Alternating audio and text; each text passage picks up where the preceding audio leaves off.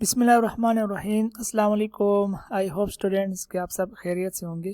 Students, आज इस video में हम डिस्कस करेंगे कि अगर आपने पाकिस्तान एयरफोर्स को ज्वाइन करना है मैट्रिक के बाद, तो आप मैट्रिक के बाद एज एयरमैन कैसे ज्वाइन कर सकते हैं सिक्योरिटी ब्रांच में। बहुत सारे स्टूडेंट्स नीचे कमेंट में और व्हाट्सएप पर पेज पर मैसेज कर रहे थे, सर सिक्योरिटी के बारे में इंफॉर्मेशन दे दे। तो सोचा कि इस पर एक कंप्लीट और डिटेल वीडियो बना दूं ताकि सबके लिए फ़ायदा हो सके। इस वीडियो में हम डिस्कस करेंगे कि सिक्योरिटी ब्रांच में अगर आपने अप्लाई करना है तो उसके लिए हाइट कितनी चाहिए, एजुकेशन कितनी रिक्वायर्ड है, आपकी एज कितनी होनी चाहिए और आपके जो सब्जेक्ट है उसमें परसेंटेज कितना होना चाहिए। सिक्योरिटी ब्रांच में अगर आप अप्लाई करते हैं तो आपका जो इनिशियल टेस्ट है वो किस तरह होगा, कौन कौन से एमसीक्यूज आएंगे और आप किस तरीके से तैयारी कर सकते हैं। इसके अलावा अगर आप हमसे नोट्स भी बाय करना चाहते हैं तो उसकी डिटेल भी हम आपको इसी वीडियो में प्रोवाइड करेंगे। तो इस वीडियो को आपने एंड तक ज़रूर देखना है अगर आपने सिक्योरिटी ब्रांच में अप्लाई करना है। सबसे पहले हम बात कर लेते हैं कि अगर आपने सिक्योरिटी ब्रांच में अप्लाई करना हो तो क्या क्या चीज़ें रिक्वायर्ड है जो आपके पास होने चाहिए। उसमें सबसे पहले चीज़ होती है कद। आपका कद 5 फुट 7 इंच से कम नहीं होना चाहिए और अगर सेंटीमीटर की हम बात करें तो 175 सेंटीमीटर कम से कम आपका कद होना चाहिए। मैरिटल स्टेटस की हम बात करते हैं तो अनमेरिड आपका स्टेटस होना चाहिए। गैर शादीशुदा सिक्योरिटी ब्रांच में अप्लाई कर सकते हैं। पीएफ के अंदर एयरमैन में जो मैट्रिक बेस पर जॉब आती है उसमें तकरीबन तमाम पोस्टों के लिए अनमेरिड ही अप्लाई कर सकते हैं, मैरिड अप्लाई नहीं कर सकते। ये पीएफ की पॉलिसी है, ठीक है जी। बाकी कद के हवाले से मैंने आपको गाइड कर दिया है। नीचे कमेंट में बहुत सारे स्टूडेंट कह रहे थे सर 5 फुट 5 इंच मेरा कद है, 5 फुट 6 इंच मेरा कद है, मैं सिक्योरिटी में अप्लाई कर सकता हूँ या नहीं। तो यहाँ पर वीडियो में मैंने आपको बता दिया है कि 5 फुट 7 इंच कद रिक्वायर्ड है।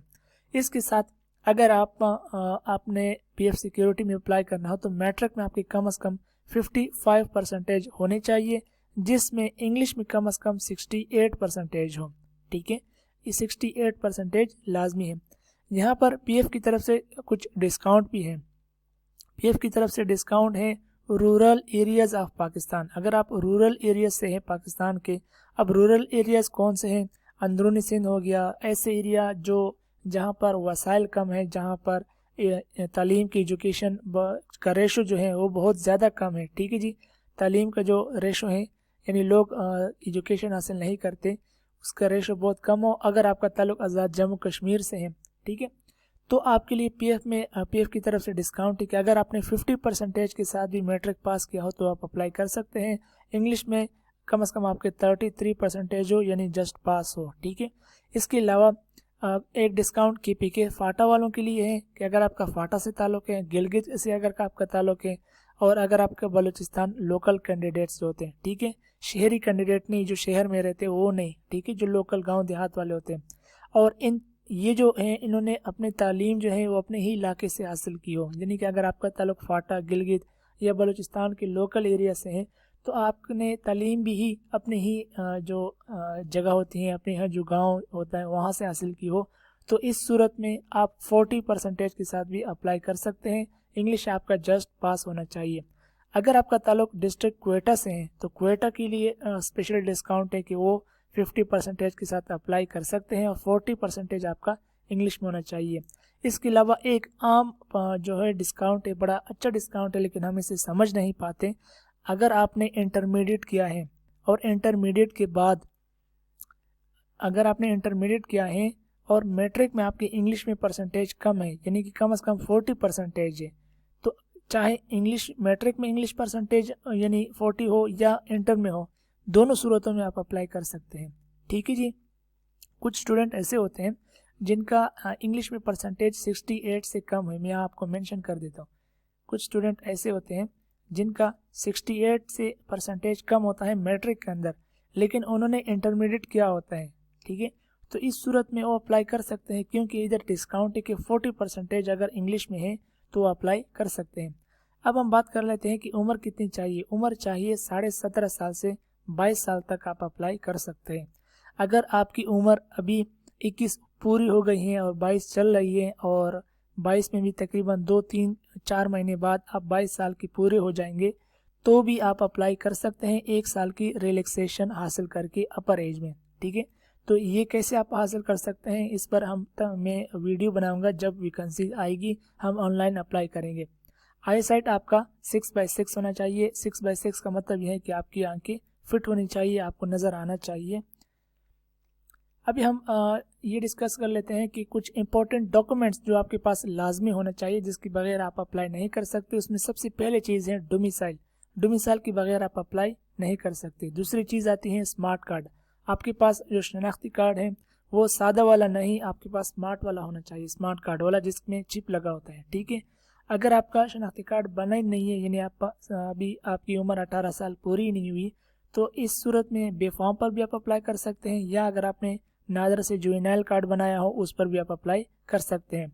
अगर आपके वालिद पीएफ में सर्व कर रहे हैं, यानी पीएफ में ऑफिसर हैं या टेक्नीशियन है, कोई भी है, कुछ भी है, यानी किसी भी ओहदा पर, तो आप स्पॉन्सर सर्टिफिकेट या अगर रिटायर्ड है तो डिस्चार्ज बुक के साथ आप अप्लाई कर सकते हैं, यानी सिर्फ इतना बता के कि मैं पीएफ का ही, यानी पीएफ की सर्विंग का बेटा हूँ, ठीक है।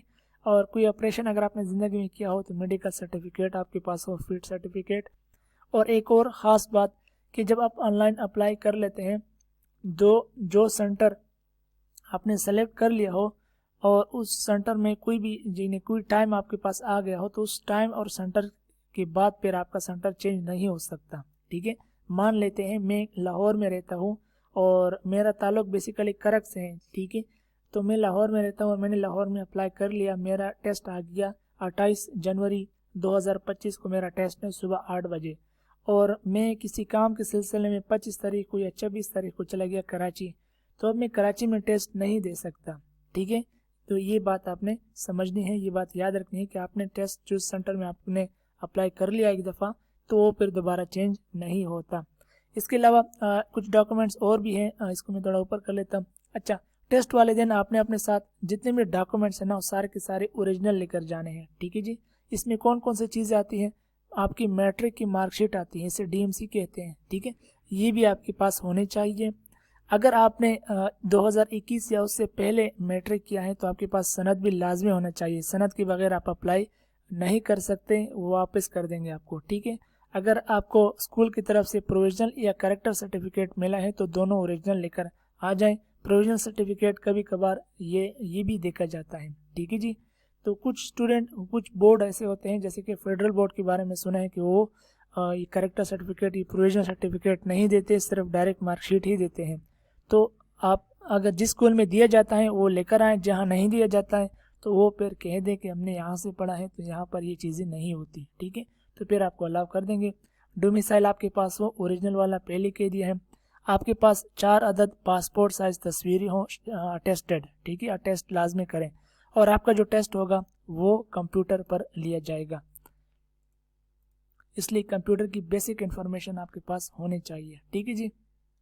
तो अगर आपने एयरमैन में सिक्योरिटी में अप्लाई करना हो और आप टेस्ट की तैयारी करना चाहते हैं तो इनिशियल टेस्ट के लिए हमारे पास नोट्स और पास्ट एक्सपीरियंस अवेलेबल है, चीप प्राइस में हम आपको प्रोवाइड करेंगे, और जिसमें हम इंशाल्लाह आपको गारंटी देंगे कि आपका जो इनिशियल टेस्ट है वो ज़रूर पास होगा।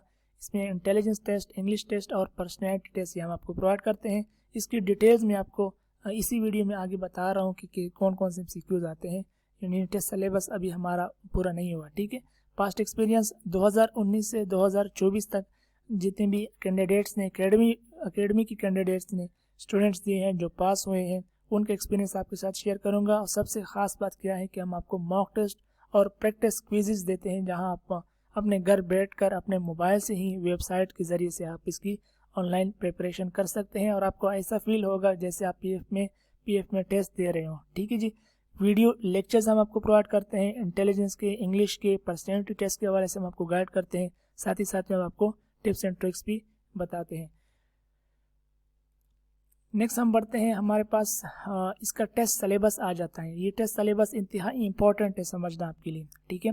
अगर आपने सिक्योरिटी ब्रांच में अप्लाई किया है तो आपका जो टेस्ट है, आपके टोटल 2 टेस्ट होते हैं, ठीक है जी। आपके टोटल 2 टेस्ट होते हैं पहले दिन। पहला टेस्ट जो आपका होगा वो होगा इंटेलिजेंस टेस्ट। इंटेलिजेंस टेस्ट के अंदर आपका 100 MCQs होंगे और आपको 40 मिनट का टाइम दिया जाएगा, ठीक है जी। अब इसी इंटेलिजेंस टेस्ट के अंदर 40 MCQs होते हैं वर्बल के और 60 MCQs होते हैं नॉन वर्बल के, ठीक है। तो ये बात आपने याद रखते हैं कि आपके पास जो टाइम होगा 40 मिनट का होगा। दूसरा, अगर आपका इंटेलिजेंस टेस्ट फेल हो गया तो आपका दूसरा टेस्ट नहीं होता। याद रखिए कि दूसरा टेस्ट, इंग्लिश के टेस्ट देने के लिए इंटेलिजेंस टेस्ट पास होना लाजमी है। ठीक है, इंग्लिश के टेस्ट में आपको 50 MCQs होंगे और 20 मिनट का टाइम आपको दिया जाएगा। अब इंग्लिश के टेस्ट में कौन कौन से क्वेश्चन होते हैं, यानी किस तरीके से क्वेश्चन आते हैं, ये मैं आपको ये भी मैं आपको बताऊंगा, और इंटेलिजेंस टेस्ट के वाले से भी मैं आपको गाइड करूंगा कि इस टेस्ट में कौन कौन से MCQs आते हैं। ठीक है, फिर उसी दिन आपका पर्सनैलिटी टेस्ट नहीं होता, ये कभी कभार लेते हैं लेकिन अक्सर नहीं भी लेते। ये बात याद रखनी, ये ऑप्शनल है, ये लाजमी नहीं है पर्सनैलिटी टेस्ट। ठीक है, कभी जब आप इनिशियल इंटरव्यू के लिए जाते हैं तो उसी दिन अक्सर ये पर्सनैलिटी टेस्ट लिया जाता है, और ये भी कंप्यूटर पर होगा, ये उर्दू में होगा, MCQs होंगे। और पास्ट यानी 2024 में एक कैंडिडेट ने मुझे बताया कि सर मेरा टेस्ट हुआ था, 131 सवाल थे और 40 मिनट का टाइम मुझे दिया गया था। तो ये मैं आपके साथ साल 2024 का जो यानी सिलेबस था, 2024 में जो टेस्ट हुए थे PF एयरमैन के, वो मैं आपको बता रहा हूँ पर्सनैलिटी टेस्ट के हवाले से। ठीक है, तो बाकी जो इंशाल्लाह सिलेबस है इस साल भी तकरीबन सेम यही होगा, अगर कोई अपडेट नहीं आई तो। नेक्स्ट हम बढ़ लेते हैं। अब इंटेलिजेंस टेस्ट में कौन कौन से क्वेश्चन होते हैं, ये भी आपका अक्सर सवाल रहता है कि सर इंटेलिजेंस टेस्ट में किस तरीके से क्वेश्चन आते हैं। इसमें सबसे पहले चीज़ आती है नंबर सीरीज़ की। नंबर सीरीज़ में क्या आता है कि आपको इस तरीके से एक सीरीज़ देते हैं और कहते हैं कि आगे क्या आएगा। ठीक है, अब मिसाल के तौर पर यहाँ पर है 5, 10, 15, 20, आगे आएगा 25। ठीक है, ये एक सीरीज़ है। ठीक है, अब उसके बाद है अल्फ़ाबेटिक सीरीज़। अल्फ़ाबेटिक सीरीज़ में इंग्लिश के जो ABC है ये आगे पीछे करके लिखते हैं, और इसकी आपने बताना होता है कि अगला क्या आएगा। जैसे कि यहाँ पर मैंने मिसाल लिखा है कि ABCDEF, आगे आएगा F हमारा आंसर होगा। फिर आता है एनालॉजी टाइप 1। ठीक है, इस तरह के जो क्वेश्चन होते हैं उसको एनालॉजी कहते हैं, जैसे कि 1:10 2:-- ठीक है, अब इसमें आपने देखना है कि इसमें क्या यानी ट्रिक यूज हुआ है। अगर आप देखें कि 1 10 के बराबर है, क्यों 10 के बराबर है, क्योंकि 1 को 10 गुना बढ़ाया है, तो हम क्या करेंगे 2 को भी हम 10 गुना बढ़ाएंगे तो ये क्या होगा 20 हो जाएगा, 20 हमारा आंसर होगा। ठीक है, फिर एक और क्वेश्चन है वोड वन आउट। वोड वन आउट आपको 4 ऑप्शन होते हैं, जैसे कि एप्पल, मैंगो, कैरेट, ऑरेंज। अब इनमें से आपने ये बताना होता है कि इसमें मुख्तलिफ कौन सा है, तो इसमें जो मुख्तलिफ है वो कैरेट है। ठीक है, ये वेजिटेबल है, बाकी फ्रूट्स हैं।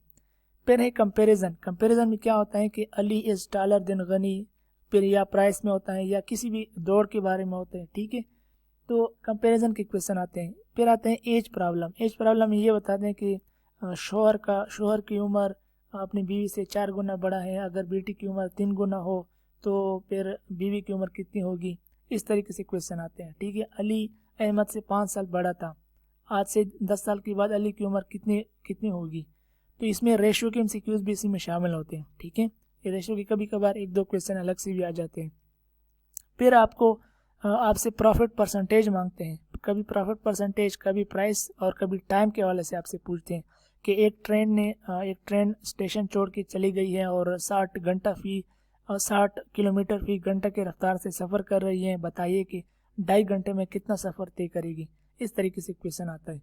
फिर डिस्टेंस की कभी क्वेश्चन आते हैं कि एक बंदा घर से निकला, A पॉइंट की तरफ गया 3 किलोमीटर, फिर B पॉइंट की तरफ गया 2 किलोमीटर, फिर C पॉइंट की तरफ गया 1 किलोमीटर, फिर अपने घर आया, तो बताइए उसने कितना फासला तय किया, तो ये हमने बताना होता है फिर। ठीक है, और इसके साथ साथ कॉमन सेंस के और GQ के क्वेश्चन भी शामिल होते हैं। तो ये आपके इंटेलिजेंस टेस्ट के अंदर पूरा यानी कि ये चीज़ें शामिल होती हैं, और इन सब की हम इंशाल्लाह अल्हम्दुलिल्लाह प्रैक्टिस करवा रहे हैं। उसकी अच्छी खासी मॉक टेस्ट भी हम प्रोवाइड करते हैं। इसके साथ इंग्लिश टेस्ट होता है आपका दूसरा। इंग्लिश टेस्ट में क्या होता है, आपका बेसिक पार्ट्स ऑफ स्पीच होते हैं, टेंसेज होते हैं, एक्टिव पैसिव वॉइस आपके आते हैं, डायरेक्ट इनडायरेक्ट नरेशंस होती हैं, सिनोनिम एंटोनिम्स होते हैं, यंग वन ऑफ एनिमल्स। इससे 3 या 4 MCQs आपके लाजमी आते हैं। ठीक है, तो इसकी भी हम प्रैक्टिस करवाते हैं। तकरीबन तमाम एनिमल्स के जो बच्चे होते हैं उनको क्या कहते हैं, इसकी हम प्रैक्टिस करवाते हैं। बुक ऑथर नेम ये भी हम आपको प्रोवाइड करेंगे। स्पेलिंग, करेक्ट स्पेलिंग की प्रैक्टिस, कंप्लीट प्रैक्टिस और बेसिक वोकेबलरी। तो ये आपका इंग्लिश टेस्ट में अंदर यानी जो मेन टॉपिक्स हैं वो आपकी ये होते हैं, यहाँ से आपका इंग्लिश का टेस्ट बनता है। ठीक है, बेसिक जो लोग कहते हैं ना कि सर मेरे पास प्रीपोजिशन ज़्यादा आता है, तो प्रीपोजिशन क्या है, बेसिक पार्ट्स ऑफ स्पीच में प्रीपोजिशन भी आता है। ठीक है, तो आपका basic parts of speech, tenses, active passive voice, direct and direct narration और इसके साथ एंटोनाइम साइनोनिम, ये जो शुरू के 5 हैं ये लाजमी है, ठीक है। इसके साथ साथ बाकी ये 2 जो चीज़ें हैं ये भी आते हैं, लेकिन ये कम आते हैं। ऊपर के जो टेस्ट होते हैं, ये ऊपर की जो चीज़ें मैंने लिखी हैं ये ज़्यादातर आते हैं, ठीक है। ये आपको एक दफ़ा और भी करके दिखा देता हूँ, ये देख लें। तो ये आप नोट कर लें, इसका आप स्क्रीनशॉट ले लें या अपने पास लिख लें ताकि आपको टेस्ट में आसानी हो सके। तो उम्मीद है कि वीडियो आपको अच्छी लगी होगी। अगर आप फ्री तैयारी करना चाहते हैं तो चैनल पर भी हम तैयारी करवाएंगे और पेज से भी हम आपको तैयारी करवाएंगे, फेसबुक पेज से।